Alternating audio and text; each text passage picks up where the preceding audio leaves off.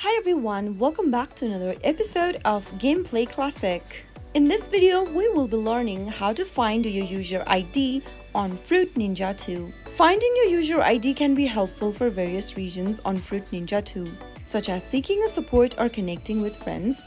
No matter what the reasons are, here is how you can locate your user ID within the game. First of all, open up your Fruit Ninja 2 application on your device. Once you end up in this main home screen, click on the gear icon at the top right corner of your screen. From the menu, you will be able to see your user ID at the very bottom. If you cannot find your user ID within the game option, you can contact the game's support team, provide them with your account information and request your user ID. So that is how you can easily find your user ID on Fruit Ninja 2. If you found the video to be helpful, make sure you give us a thumbs up.